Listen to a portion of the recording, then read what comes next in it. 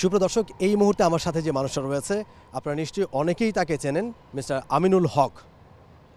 বাংলাদেশ জাতীয় ফুটবল দলের সাবেক ক্যাপ্টেন তিনি, এবং বলা হয় যে বাংলাদেশ জাতীয় ফুটবল দলের অন্যতম সফল গোলকিপার।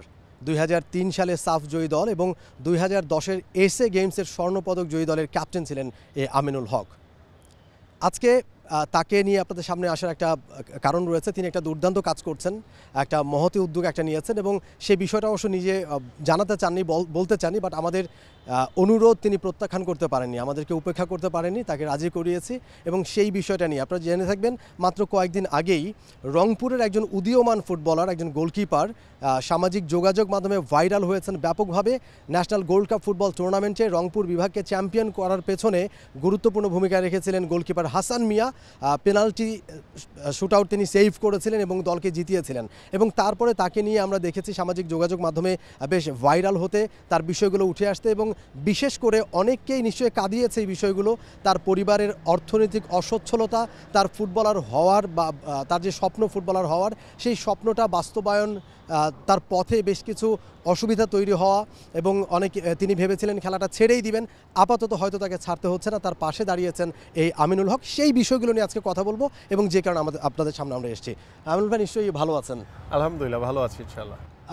হাসান মিয়া সম্পর্কে জানতে চাচ্ছিলাম, কিভাবে আপনি জানতে পেরেছেন এবং তাকে কিভাবে খুঁজে পেলেন আপনি? আসলে আমি একটি ফেসবুকে একটি বিষয় যখন হাসান মিয়ার যে কান্না চোখে এবং তার যে অসচ্ছলতার কথাগুলি সে বলছিল, যে সে একজন ভালো ফুটবলার হতে চায়, বাট তার যেই মানে খেলার জন্য যে একটা ফুটবলের যে বুট কিংবা একটা গ্লাভস কেনার মতো বা জার্সি কেনার মতো তার সামর্থ্য নেই, বাট তিনি যেটা যেই টুর্নামেন্টটি হলো সেখানে তার যে ভূমিকা ছিল তার দলের প্রতি, এবং তিনি একজন গোলকিপার, সো দ্যাট আমি যেহেতু গোলকিপার ছিলাম, গোলকিপারের প্রতি আলাদা আমার ভালো লাগা কাজ করে।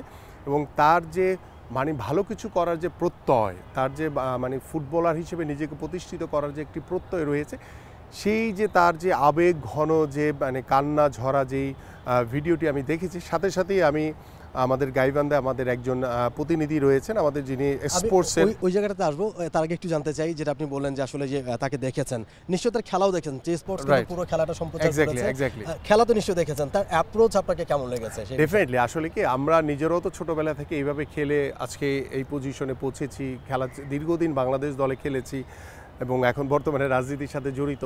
তো বাট খেলার সময় ছোটোবেলার থেকে যে বেড়ে ওঠার যে একটা প্রত্যয় থাকে, ভালো কিছু করার যে প্রত্যয়, আমার কাছে মনে হয়েছে যে হাসান মিয়ার ভিতরে সেই চেষ্টা, সেই সাধনা বা সেই একাগ্রতা রয়েছে, যে সে যদি একটু সুযোগ পায় তাহলে সে ভালো ফুটবলার হয়ে গড়ে উঠবে। কারণ আমাদের এই তৃণমূল থেকে কিন্তু অনেক ফুটবলার রয়েছে যারা পেট্রোনাইজ বা তারা হয়তো বা কোনো সুযোগ পাচ্ছে না তাকে লাইমলাইটে নিয়ে আসার জন্য। যেহেতু একটি খেলাকে কেন্দ্র করে, একটি ঘটনাকে কেন্দ্র করে হাসান মিয়ার যে বিষয়টি সারা বাংলাদেশের মানুষের দৃষ্টিতে এসছে, এবং সেটিকেই আমার কাছে মনে হয়েছে আমরা যদি ওর পাশে দাঁড়াই তাহলে আমার মনে হয় যে হাসান মিয়া বাংলাদেশ দলের একসময় একজন গোলকিপার হিসেবে নিজেকে প্রতিষ্ঠিত করতে পারবেন। আমরা সামাজিক যোগাযোগ মাধ্যমে দেখলাম যে আপনার সাথে সে দেখা করেছে, আপনি তাকে ডেকে নিয়েছিলেন আপনাদের প্রতিনিধির মাধ্যমে, এবং আপনি তাকে কিছু সহযোগিতাও করেছেন, এবং তার পাশে আসলে দাঁড়ানোর যে বিষয় আমরা শুনতে পাচ্ছি বা যেটা জেনেছি, একটু আপনার মুখ থেকে শুনতে চাই কিভাবে। আসলে আমি যখন ফেসবুকের মাধ্যমে ওই ভিডিওটি দেখলাম, দেখার পরে তাৎক্ষণিকভাবে আমাদের গাইবান্ধায় আমাদের একজন ক্রীড়া সংগঠক রয়েছেন শহীদুজ্জামান ভাই, তাকে বললাম যে আপনি ওকে একটু খুঁজে বের করে একটু আমার কাছে নিয়ে আসেন, আমি ওর সাথে কথা বলতে চাই। পাশাপাশি আমাদের দু একজন ফুটবলার রয়েছে, তাদেরকেও আমি বললাম যে দ্রুত সময়ের ভিতরে কিভাবে হাসানকে একটু আমার কাছে আনো, আমি ওর পাশে থাকবো সব সময়। তো ওকে আনলাম, পরে আমি একটি কফি শপে ওকে নিয়ে এসেছি।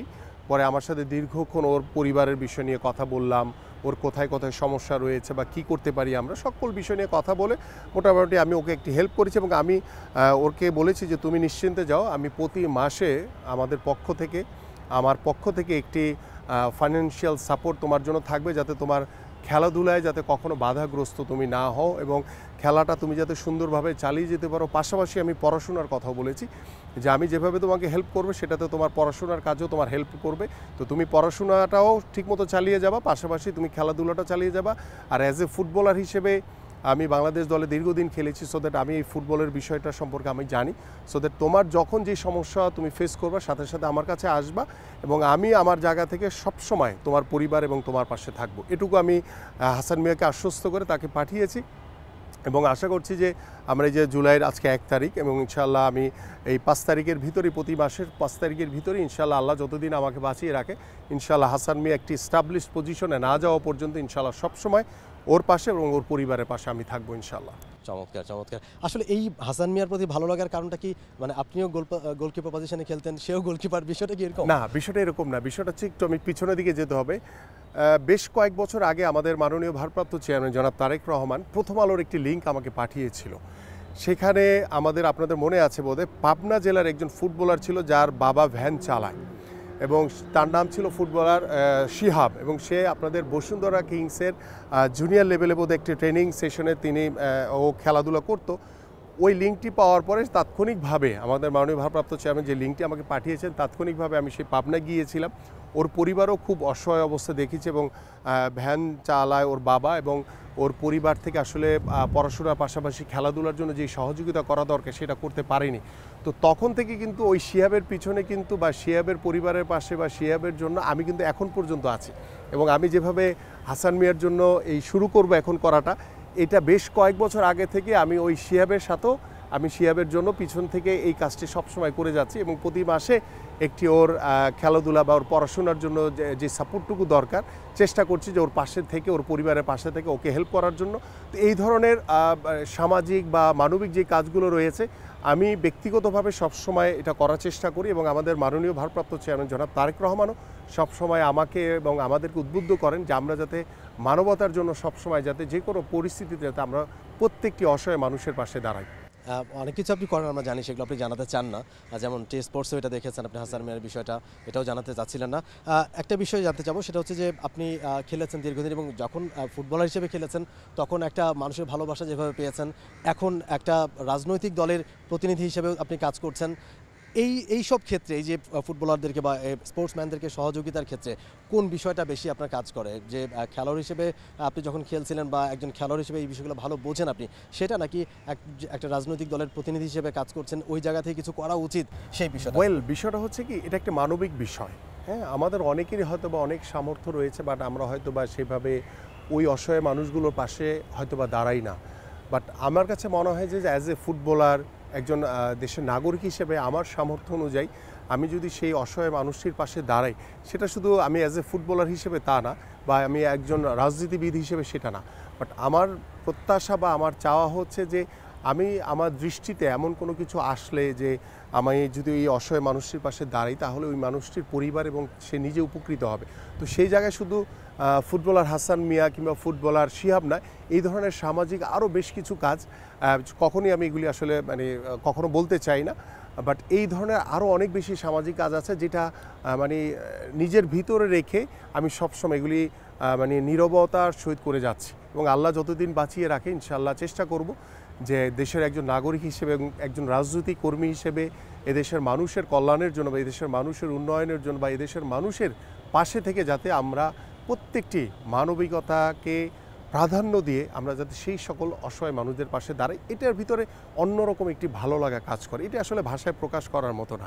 সো দ্যাট আমি এটা খুব তৃপ্তি পাই, যার কারণে আমি এগুলি যখনই এই ধরনের কোনো সমস্যা আমার সামনে আসে, আমি তখনই সাথে সাথে এটা চেষ্টা করি যে সেই মানুষটির পাশে দাঁড়ানোর জন্য। আপনার 2 দিন আগে একটি ঘটনা ঘটেছে, রাত 2টার সময় আমার কাছে একটি ফেসবুকের একটি স্ক্রিনশট এসছে, 3 দিন আগের কথা বলছি।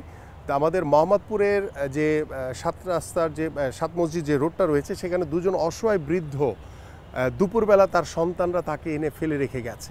তো আমি যখন সামাজিক যোগাযোগ মাধ্যমের স্ক্রিনশটটি আমার কাছে আসলো, আমি সাথে সাথে আমাদের মোহাম্মদপুরে যারা নেতৃবৃন্দ আছে, রাত তখন 2:30 বাজে, সাথে সাথে তাদের কাছে পাঠালাম, পাঠিয়ে তাদেরকে রেস্কিউ করে তাদেরকে একটু সুন্দর জায়গায় রেখে তাদের খাওয়া দাওয়া করিয়ে, তারা এতটাই বয়স্ক যে তারা ঠিকমতো কথাও বলতে পারে না, এবং পরের দিন আলহামদুলিল্লাহ আমাদের সেই নেতৃবৃন্দরা তাকে একটি ছোট্ট একটি টিনের ঘরের ব্যবস্থা করে দিই, এবং আমি বলে দিয়েছি যাতে প্রতি মাসে তার যে সারা মাসের যে খাবার, এটা যাতে আমরা সব সময় যাতে দেখভাল করি, যতক্ষণ না আমরা সেই পরিবারের যারা এই মানে কাজটি করেছে, যারা এই অপকর্মটি করেছে যে তার নিজের বাবা মাকে রাস্তায় এনে ফেলে রেখে গেছে, এটা আসলে আমি খুব মানে আমাদের কাছে খুব এই সমাজে এই ধরনের ঘটনা এখনও ঘটে, আমরা খুব অবাক হয়ে যাই যে মানবিকতাটা আমরা হারিয়ে ফেলছি সব জায়গা থেকে। তো আমার কাছে মনে হয়েছে এবং আমাদের নেতৃবৃন্দরা খুব স্বতঃস্ফূর্তভাবে আমাদের মাননীয় ভারপ্রাপ্ত চেয়ারম্যান মহোদয়ের নির্দেশনায় আমরা তাকে একটি সুন্দর ঘরের ব্যবস্থা করে দিয়েছি। আমরা তার খাওয়া দাওয়ার জন্য পুরা মাসের মানে বাজার থেকে শুরু করে সব কিছুর ব্যবস্থা করে দিয়েছি। তো আমাদের নেতাকর্মীরা সার্বক্ষণিকভাবে এই ধরনের ছোট ছোট কাজ বা এই ধরনের ভালো লাগার কাজ সবসময় আমরা করি, যে ভালো কিছু একটা করা মানুষের জন্য। এটা করতে গেলে কিন্তু আমরা যে একটা আত্মতৃপ্তি পাই, এটা অনেক বড় ব্যাপার। এটা আসলে কোনো কিছুর বিনিময়ে কখনো এটা অর্জন করা সম্ভব না। এক্স্যাক্টলি। আমিনুল ভাই, আরেকটা বিষয়, যখন আমরা আসলে মাঠ পর্যায়ে কাজ করি, যখন আমরা সাংবাদিকতা করি, রিপোর্ট যখন করতে যাই, এই টুর্নামেন্টটাতে যে জাতীয় গোল্ড কাপ ফুটবল টুর্নামেন্ট যেটা হয়ে গেল, এখানে যখন আমরা মাঠে গেলাম নিউজ করার জন্য, তখন দেখলাম যে শুধু হাসান মিয়া না, হাসান মিয়ার মতো এরকম অনেক ট্যালেন্ট আছে। এবং হয়তো রংপুর জিতে গেছে, হাসান মিয়া হয়তো নিজেকে দেখানোর সুযোগটা পেয়েছে ওই জায়গায়, যার কারণে আমরা দেখেছি হাসান মিয়াকে। এরকম গল্প অনেক আছে, এরকম সুবিধা বঞ্চিত শিশুরা এরকম অভাব অনটনের মধ্য দিয়ে তারা চেষ্টা করছে, ফাইট করছে প্রতিনিয়ত, তারা নিজেদেরকে তৈরি করবার জন্য। এই সংখ্যাটা কিন্তু অনেক বেশি। আপনি যেহেতু একটা রাজনৈতিক দলের বিএনপির হয়ে আপনি কাজ করছেন, এই দলটার হয়ে কাজ করছেন দীর্ঘদিন, এবং এখন রাজনীতির মাঠেও আপনি সুনামের সঙ্গেই এগিয়ে যাচ্ছেন, আমরা দেখছি সেটা প্রতিনিয়ত। যদি আপনার দল ক্ষমতায় আসে আগামীতে, তখন এই শিশুদের নিয়ে কাজ করার জায়গাটা অনেক বড় জায়গা থাকবে, তখন আসলে আমরা ডেফিনেটলি আমি আপনার সাথে একমত যে আমাদের যে তৃণমূলের যে অনেক অভাব অনটনের থেকেও অনেক প্রতিভাবান খেলোয়াড়রা রয়েছে, তারা হয়তো বা অভাব অনটনের কারণে সেই জায়গায় কাঙ্ক্ষিত লক্ষ্যে পৌঁছাতে পারে না। বাট আমাদের মাননীয় ভারপ্রাপ্ত চেয়ারম্যান জনাব তারেক রহমানের আগামীর যে ক্রীড়াঙ্গন নিয়ে সারা বাংলাদেশব্যাপী তৃণমূল পর্যায়ে আমাদের স্কুলে যে আমরা খেলাধুলাকে বাধ্যতামূলক করে দিব, এই ধরনের বেশ কিছু নতুন পরিকল্পনা রয়েছে, যেটা আমাদের ভবিষ্যৎ ক্রীড়াঙ্গনকে টোটালি চেঞ্জ করে দেবে। এবং যারা এই যে সুবিধা বঞ্চিত যেই বাচ্চারা বা শিশুরা যারা অভাব অনটনে পড়ে হয়তোবা তারা নিজেদের যে কাঙ্ক্ষিত যে পারফরমেন্স বা নিজেদেরকে ধরে রাখা বা নিজেদেরকে ভবিষ্যতে একটি বাংলাদেশ দলের যে মানে ভালো খেলার যে একটা প্রত্যয় নিয়ে যে সুযোগটা, সেটা হয়তোবা তারা বিভিন্ন কারণবশত পারছে না।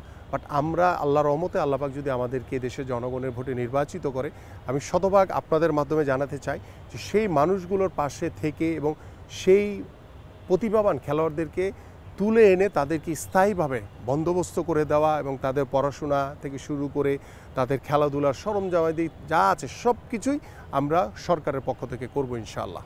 নিশ্চয়ই আপনাদের হাত ধরে ক্রীড়াঙ্গনে এগিয়ে যাবে, এবং এই সুবিধা বঞ্চিত শিশুরা যারা অভাব অনটনের মধ্য দিয়ে আসলে ফাইট করছে প্রতিনিয়ত, তারা হয়তো অনেক বড় একটা সাপোর্ট পাবে। আমরা আপনি অনেক ব্যস্ত মানুষ, এবং যে জুলাই বিপ্লবকে সামনে রেখে আপনারা 1 মাসের একটা কর্মসূচি নেওয়া হয়েছে, আজকে বোধহয় সেটা শুরু হবে, এবং সেটা নিয়ে আপনি ভীষণ ব্যস্ত। তার মধ্যে আমাদেরকে সময় দেওয়ার জন্য অসংখ্য ধন্যবাদ আপনাকে।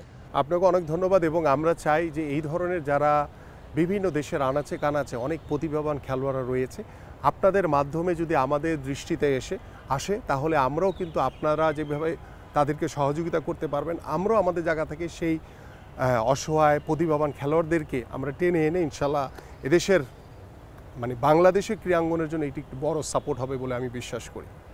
আপনাকে ধন্যবাদ। জি, থ্যাংক ইউ। সুপ্রিয় দর্শক, কথা বলছিলেন মিস্টার আমিনুল হক, বাংলাদেশ জাতীয় ফুটবল দলের সাবেক অধিনায়ক, গোলরক্ষক, এবং হাসান মিয়ার পাশে তিনি দাঁড়িয়েছেন, সেই বিষয়টা আমরা তার মুখ থেকে শুনলাম। নিশ্চয়ই এভাবে করে সুবিধাবঞ্চিত প্রত্যেকটা মানুষের পাশে কেউ না কেউ এসে দাঁড়াবেন, যাদের সম্ভব যাদের পক্ষে হবে, যারা বিত্তবান রয়েছেন, তারা প্রত্যেকে দাঁড়াবেন, এবং এইভাবে করে বাংলাদেশের ক্রীড়াঙ্গন এগিয়ে যাবে, সেটা আমাদের বিশ্বাস। For more updates, subscribe to our YouTube channel and click on the bell icon. Follow us on Facebook and Instagram. Download T-Sports app to enjoy exciting games and highlights. Visit tsports.com.